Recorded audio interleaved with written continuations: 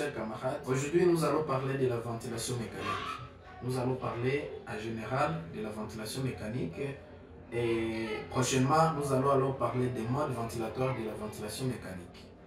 Alors, nous voulons savoir le but de la ventilation mécanique. Le but de la ventilation mécanique consiste toujours à la prise en charge totale ou partielle de la ventilation du patient lorsque celui-ci est défaillante.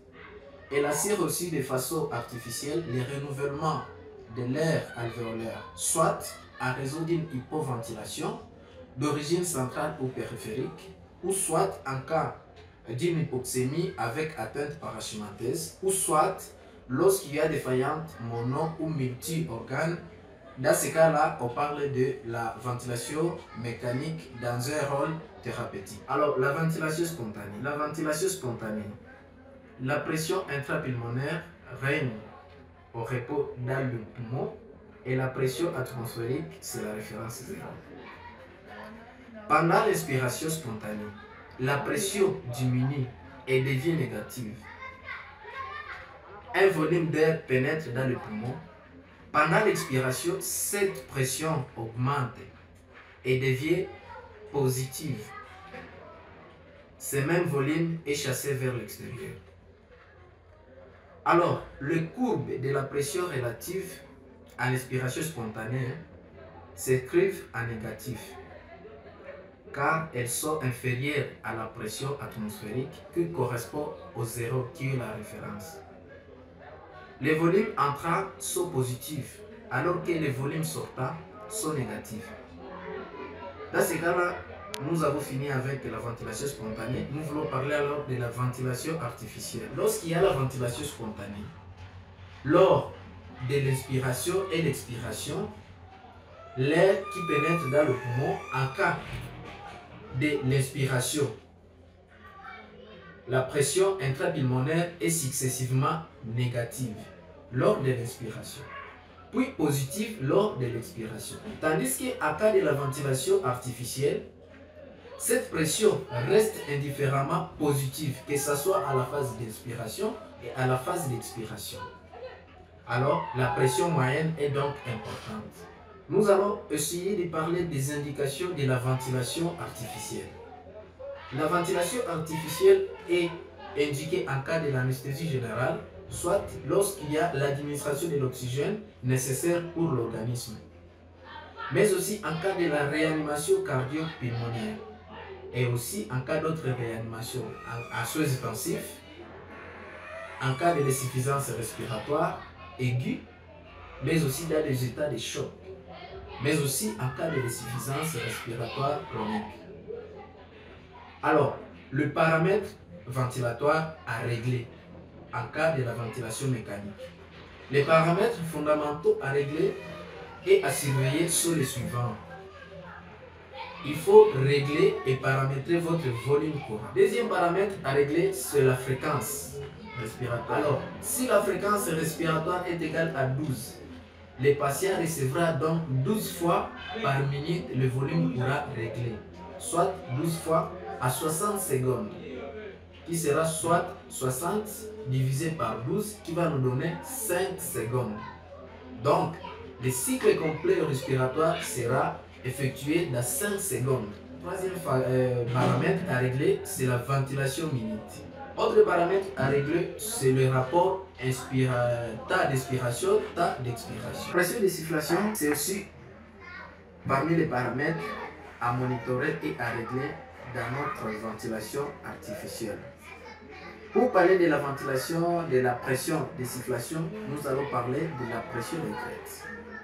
La pression de crête, c'est quoi? C'est la pression maximale atteinte pendant la phase de sifflation active, lorsqu'il y a le temps de sifflation.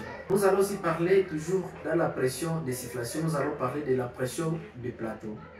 C'est la pression mesurée par l'appareil au niveau de la pièce Y sur la machine d'anesthésie pendant la phase positive du temps inspiratoire.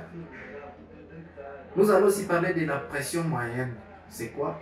C'est la moyenne de la pression pendant un cycle complet. Donc, temps 1 plus temps inspiratoire plus temps expiratoire. Le plateau, c'est quoi aussi? sont plutôt statiques et correspondent aux pressions dans les voies aériennes après une insufflation lorsque le débit est nul. Là, on va voir de l'élastance des poumons et de la paroi thoracique. Nous allons parler d'autres paramètres. Nous allons parler de PEP. PEP, c'est la pression expiratoire positive. Autrement dit, au lieu que l'expiration soit complètement libérée, ou bien au lieu que l'expiration soit complètement libre, on fixe une pression de consigne. Cette pression-là de consigne, c'est ce qu'on appelle pression de PEP. Vous voyez dans cette image ici, c'est l'image de PEP. Il y a des parties. Il y a la respiration sans PEP et il y a la respiration où le PEP n'est pas réglé. La première partie, c'est l'image où le PEP n'est pas réglé. Et la deuxième partie, c'est la partie où le PEP est réglé. La pression expiratoire positive est indiquée en cas de syndrome de détresse respiratoire aiguë, qu'on appelle souvent ESDRA. Il est aussi indiqué en cas de collapsus alvéolaire.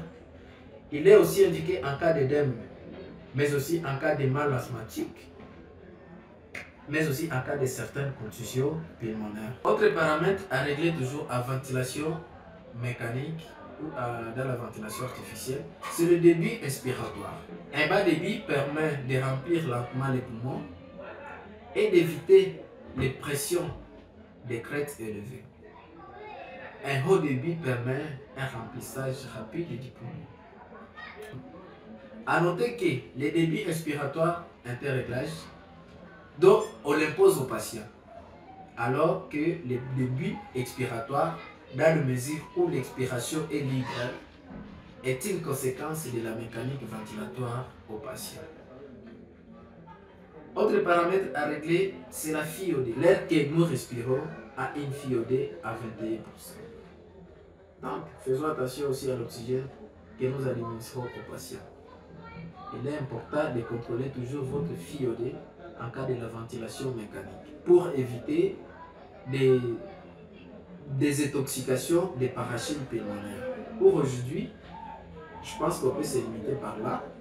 Dans notre prochaine vidéo, nous allons alors parler des différents modes ventilatoires de la ventilation mécanique.